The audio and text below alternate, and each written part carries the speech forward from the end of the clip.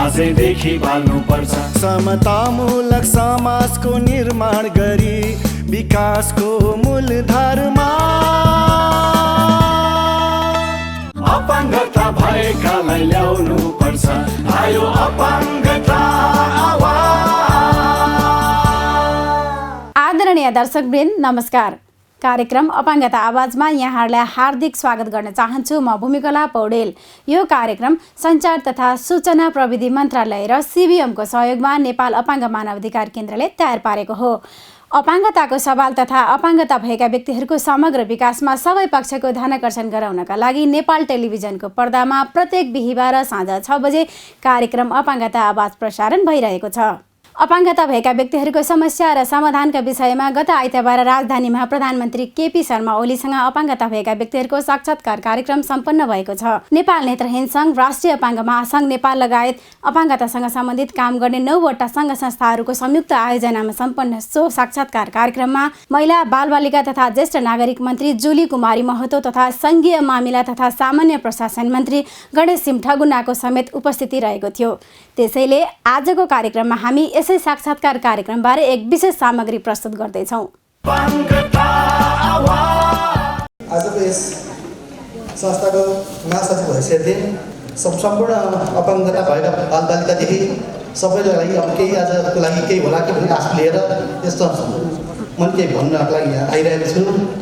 प्रमुख अतिथिज्यू अहिले उपस्थित नहुनु भएकोमा श्रवण दृष्टिविहीनबाट म रवि थापाले केही बोल्नको लागि भन्छु भन्दै थियो भन्दै म दुई सबै टुङ्गन चाहन्छु।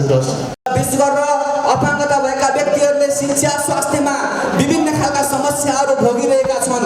त्यसैले म के कुरा राख्न चाहन्छु भने सबैभन्दा ठुलो कुरा भनेको अपाङ्गता र गरिबी हो।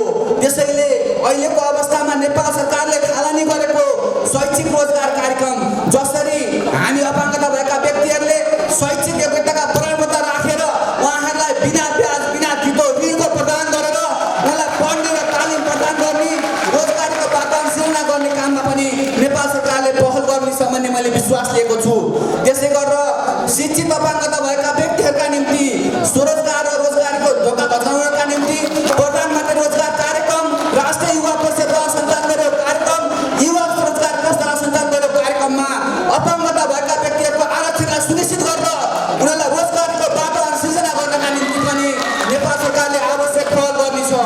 अपाङ्गता भएका व्यक्तिहरूका सन्दर्भमा आज प्रविधिमा पहुँच अभिव्यक्ति गर्नका निम्ति उनीहरूलाई प्रत्येक अपाङ्गता भएका व्यक्तिहरूलाई एउटा ल्यापटप लगाएका सहायक सामग्री उपलब्ध गराउनका निम्ति र विशेष गरेर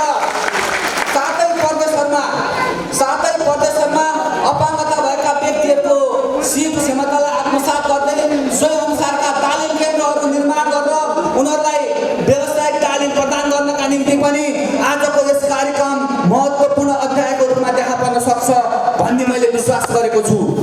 आज मलाई अत्यन्त खुसी लागिरहेको छ किनभने नेपाली अपाङ्गता भएका व्यक्तिहरूको जुन एउटा अवस्था छ, आर्थिक, सामाजिक, राजनीतिक र विभिन्न किसिमले मानव अधिकारका आधारभूत न्यूनतम पक्षहरूलाई समेत उपभोग गर्न नपाइरहेको अवस्थामा देशमा अपाङ्गता भएका व्यक्तिहरूको सशक्तिकरणको लागि तमाम अपाङ्गता भएका दिदीबहिनी तथा दाजुभाइहरूको उपस्थितिमा एउटा साक्षात्कार कार्यक्रम हुन गइरहेको छ र मलाई आशा छ आज उठ्ने सवालहरू, हाम्रा कुराहरू, हाम्रा भोगाइहरू, हाम्रा पीडाहरू साँच्चै नै हाम्रो अभिभावक सम्माननीय प्रधानमन्त्रीज्यू र हाम्रा माननीय मन्त्रीज्यूहरूले यसलाई नीतिगत रूपमा व्यवस्था गरी अपाङ्गता भएका हामी आम नागरिकहरूको जीवनमा एउटा सुनौलो अवसर प्रदान गरेर हामी एउटा साँच्चै नेपालको नागरिक भएर एउटा सम्मानित जीवनयापन गर्न सक्नेछौँ भन्ने मलाई आशा लागिरहेको छ।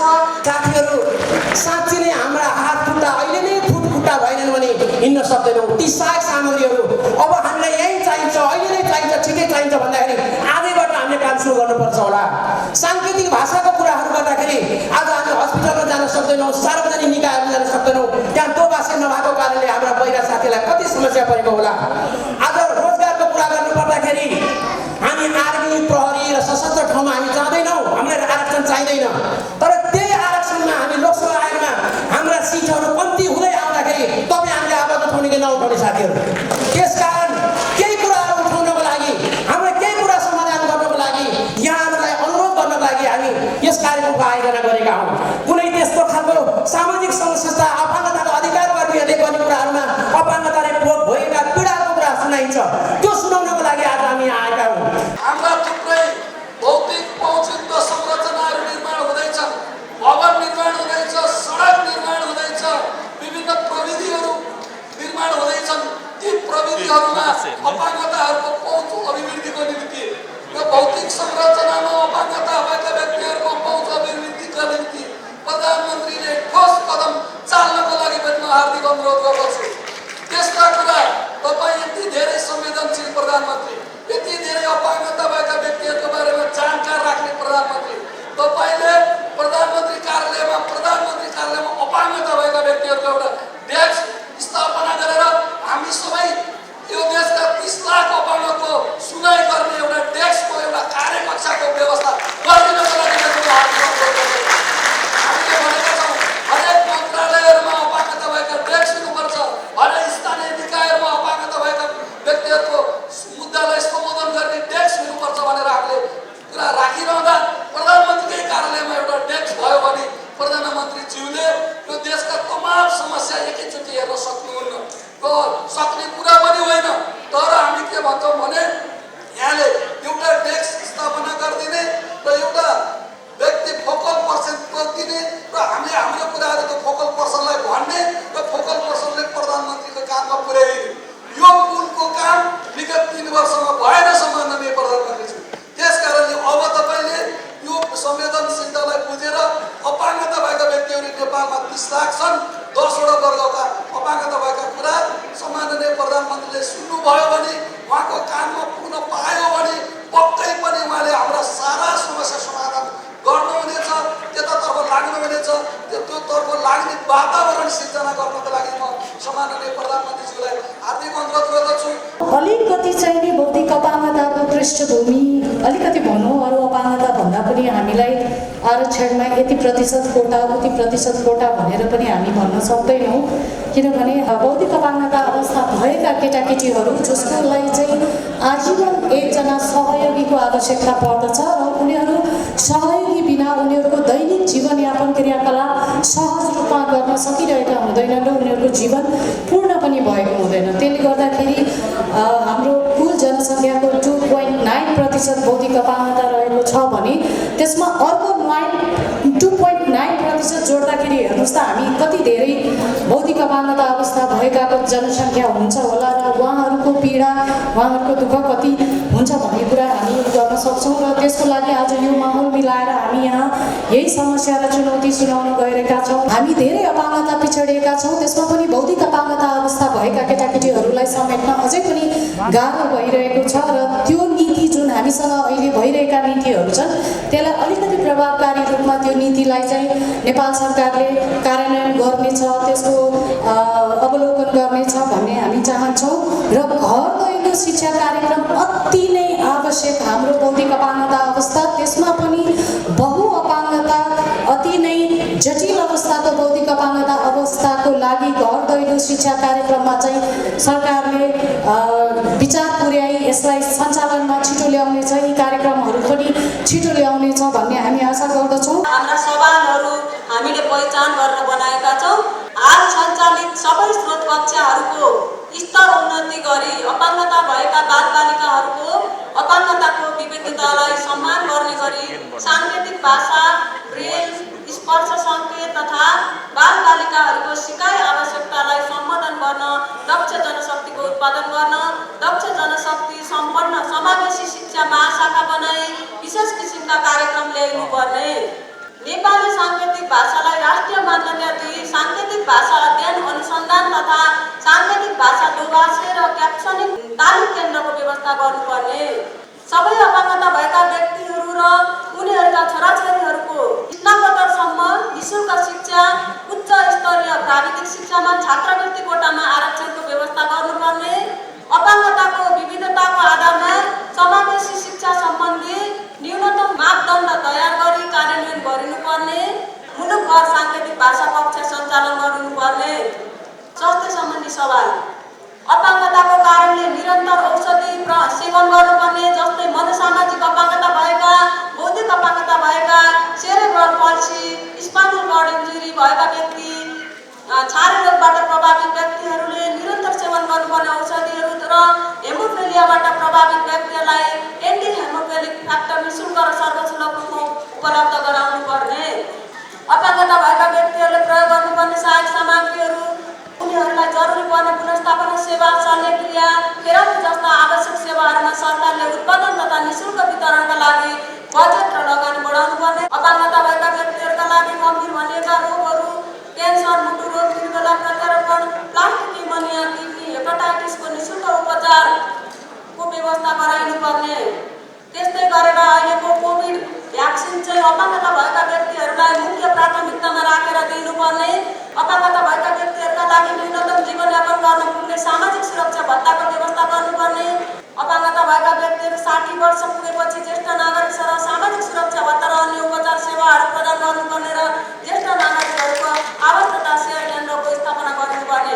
भइरहक विषयकोमा म थोरै जान चाहन्छु। विशेष गरी हामी महिला बालबालिका तथा ज्येष्ठ नागरिक मन्त्रालय म ध्यान आकर्षण गराउन चाहन्छु।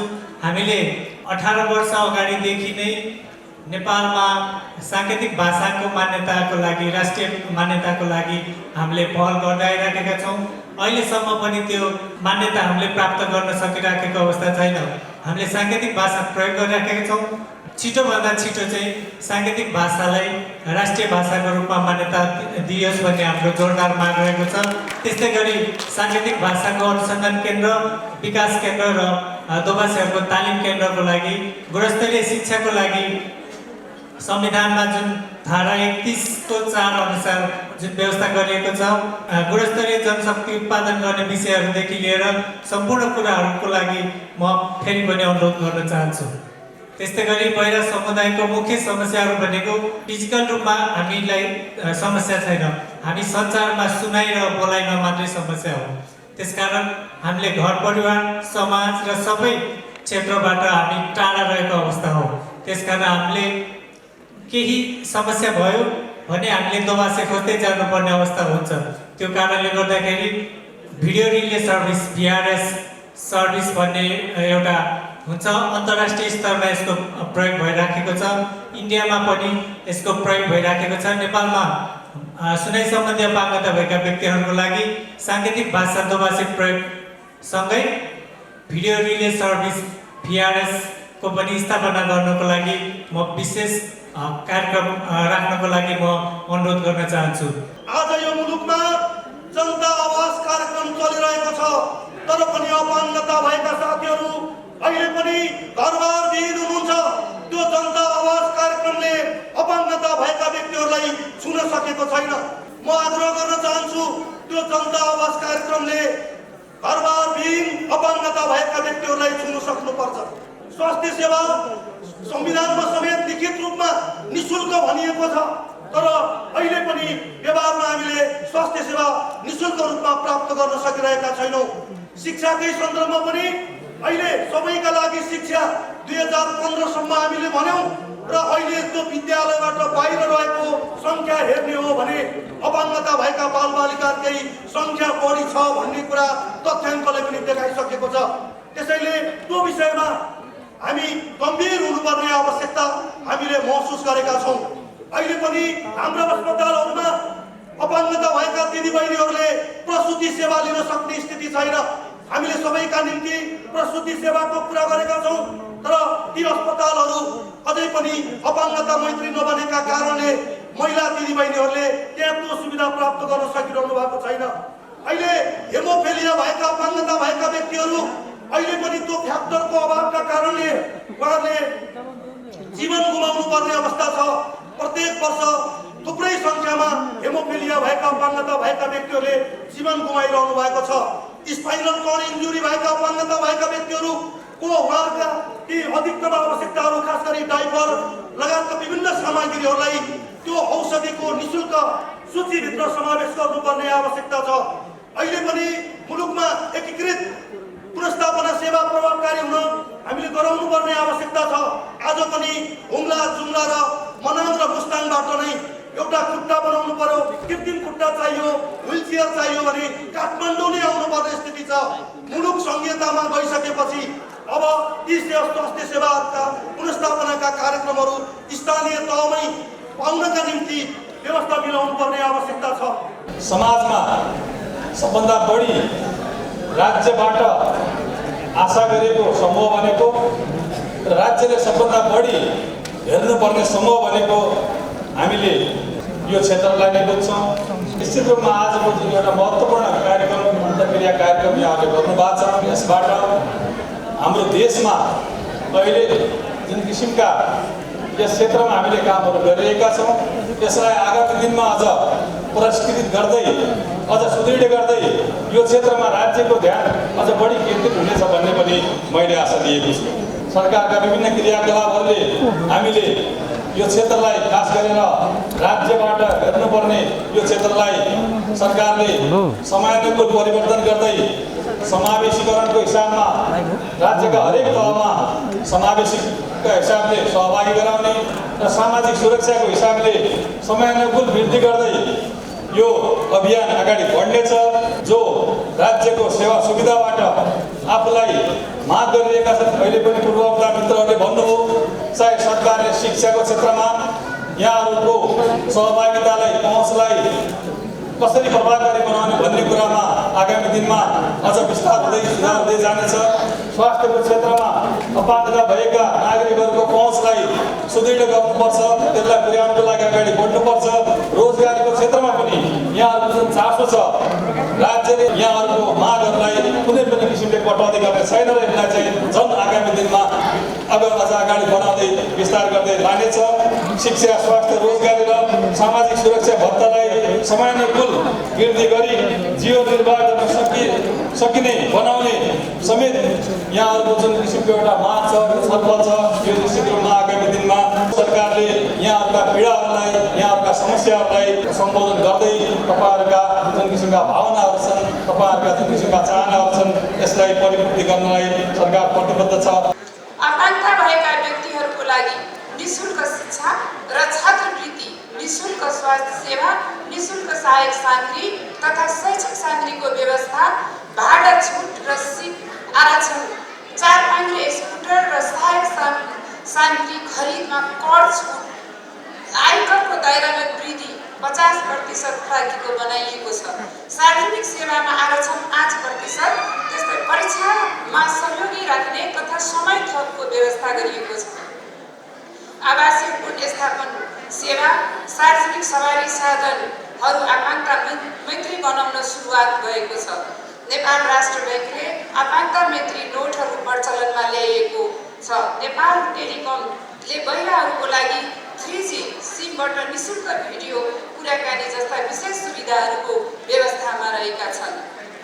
आकाङ्क्षा भएका व्यक्तिहरूको अधिकार संरक्षण प्रवर्धन गर्न आगामी दिनमा नेपाल सरकारको तर्फबाट अति अशक्त र पूर्ण अशक्त आकाङ्क्षा भएका व्यक्तिहरूलाई व्यक्तिगत सहयोग, सेवा लगायत व्यवस्था र आकाङ्क्षा भएका समुदायमा विशेष गरी बौद्धिक आकाङ्क्षा, सर्वदृष्टिविहीन, अटिजम, हेमोफिलिया, मनोसामाजिक र मेरुदण्ड पक्षघात भएका आकाङ्क्षा भएका व्यक्तिहरूको लागि विशेष कार्यक्रम, आकाङ्क्षा भएका व्यक्तिहरूको उद्धार, संरक्षण, क्षमता विकासका लागि क्षेत्रमा कार्यरत सङ्घ संस्थाहरूलाई सशस्त्र अनुदान दिएको छ। नयाँ कानुनहरू निर्माण तथा विद्यमान कानुनहरू समसापेक्ष हुने गरी परिमार्जन गरिएको छ। 10 वर्ष कार्ययोजना निर्माण गरी कार्यान्वयनमा ल्याउने, आकाङ्क्षा मैत्री नेपाल घोषणाको लागि तयार गर्ने तथा सङ्घ, प्रदेश र स्थानीय तहको साझेदारीमा आकाङ्क्षा नागरिक ग्राम निर्माण सञ्चालनमा ल्याउने योजना साथ सरकार अगाडि बढेको छ। राष्ट्रिय जीवनका सबै पक्षमा आकाङ्क्षा भएका व्यक्तिहरूको समावेशी आर्थिक सहभागिताको समेत सुनिश्चितता प्रदान गर्न सरकारलाई सबैको सहयोग प्राप्त हुनेछ भन्ने विश्वास व्यक्त गर्दै सम्पूर्ण आकाङ्क्षा भएका दिदीबहिनी तथा दाजुभाइहरूलाई हार्दिक अनुरोध गर्दछु। 9वटा सङ्घले प्रस्तुत गर्नुभएको ज्ञापन पत्र अथवा मागपत्र मैले प्राप्त गरेको छु र तत्सम्बन्धमा के गर्नुपर्छ त्यस सम्बन्धमा म छिटै आवश्यक निर्णय गरेर कदमहरू चालेर तपाईँहरूलाई जानकारी पठाउनेछु। यो देश हामी सबैको, यस देशमा हामी सबैले सुरक्षित सम्मानित ढङ्गले सुविस्तारसँग बाँच्न पाउनु पर्दछ। यो हाम्रो नैसर्गिक अधिकार हो, यो हाम्रो मौलिक अधिकार। यो अधिकारको उपभोग गर्नका लागि आफै व्यक्ति सक्षम नहुन सक्छ। त्यसकारण सबभन्दा पहिले सरकार तपाईँहरूको साथमा छ, जसलाई सहयोगको आवश्यकता छ। सबभन्दा बढी तपाईँहरूका विभिन्न समस्याहरू, जीवनका लागिका समस्याहरू, ती सबै समस्याहरूको समाधान कसरी गर्ने यस सम्बन्धमा सरकारले सोच्नै पर्छ। र यसै प्रसङ्गमा तपाईँहरूले 9वटा संस्थाले जो आवेदन प्रधानमन्त्रीको हैसियतमा मलाई दिनुभएको छ, त्यस सम्बन्धमा आवश्यक सुनवाई हुनेछ, आवश्यक कदम चालिनेछ भन्ने कुरा म तपाईँहरूलाई भन्न चाहन्छु। सरकारको काम सबै जनतालाई उनका समस्या के छन् ती समस्या पहिचान गर्नु, ती समस्याहरू हेर्नु र त्यसमा समाधान दिनु सरकारको कर्तव्य हुन्छ। सबभन्दा बढी समस्या शारीरिक रूपमा अपाङ्गता भएका व्यक्तिहरूमा सबभन्दा बढी समस्या हुन्छ। विभिन्न प्रकारका समस्याहरू हुन्छन्, समस्याका विविधता हुन्छन्। कसैले कान सुनिँदैन, कसैले आँखा देखिँदैन, कसैको हातले काम गर्दैन, कसैको खुट्टाले काम गर्दैन, कसैको स्पाइनलले काम नगरिराखेका हुन्छ। ती विभिन्न प्रकारका समस्याहरू आर्थिक अवस्था ठिकै भएको परिवारमा भए त अलिक सजिलै होला। त्यसमाथि आर्थिक अवस्था पनि कमजोर भएको छ भने कमजोर आर्थिक अवस्था भएकोमा सपाङ्गता भएका परिवारका सदस्यहरूलाई नै जिन्दगी कठिन भइरहेको हुन्छ। त्यसमाथि शारीरिक रूपमा अपाङ्गता अशक्तता भएका व्यक्तिहरू परिवारका निम्ति पनि समस्याको रूपमा रहिरहेका हुन्छ। त्यस्तो अवस्थामा दुईटै कुराहरू देश विकासको अभियान भनेको सबलाङ्गले मात्रै होइन कि शारीरिक रूपमा अशक्तता भएका व्यक्तिहरूले पनि गर्न सक्छन् भन्ने थुप्रै कुराहरूले, थुप्रै उदाहरण हामीले पाएका छौँ। अहिले अपाङ्गता अशक्तता भएका साथीहरूले ठुल्ठुला सफलताहरू प्राप्त गरिरहनु भएको छ। म खुसी व्यक्त गर्न चाहन्छु कि यस्तो स्थितिमा पनि तपाईँहरूको सङ्घर्ष जुन छ त्यसलाई अरूसँग प्रतिस्पर्धा गरेर सफलतामा पुर्याउनु भएको छ, अगाडि बढाउनु भएको छ।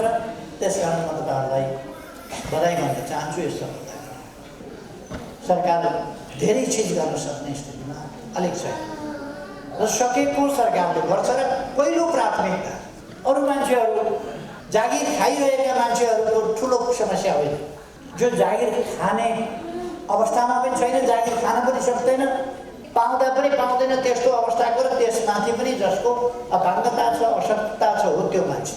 जो अभिभावक जसको छैन, जसको सहारा छैन, ती मान्छे हो। त्यसका लागि सबभन्दा पहिले सरकारको आवश्यकता पर्छ र तिनका लागि सबभन्दा पहिले सरकार छ। आज मात्रै होइन, अपाङ्गता भएका व्यक्तिहरूले परापूर्व कालदेखि आफ्ना खालका क्षमता हुनरहरू देखाएका छन्। अगाडि बढ्नका लागि आह्वान गर्छु र जसलाई त्यो आत्मविश्वासका साथ अगाडि बढ्दा जे सहयोग गर्नुपर्ने हुन्छ त्यस्तो कुरामा सरकार सङ्गठित र व्यवस्थित ढङ्गले, योजनाबद्ध ढङ्गले सहयोग गर्न तत्पर रहेको कुरा पनि बताउँछु। आदरणीय दर्शकवृन्द, यहाँहरूलाई हाम्रो कार्यक्रम कस्तो लाग्यो? यस कार्यक्रमबारे यहाँहरूको अमूल्य सल्लाह सुझाव तथा प्रतिक्रिया हामीलाई पठाउनुहोला। हाम्रो सम्पर्क नम्बर रहेको छ 49111092। त्यसै गरी हाम्रो इमेल ठेगाना रहेको छ dhrcnepal56@gmail.com। हवस् त, अब अर्को साता बिहिबार साँझ 6 बजे फेरि पनि उपस्थित हुने नै छौँ।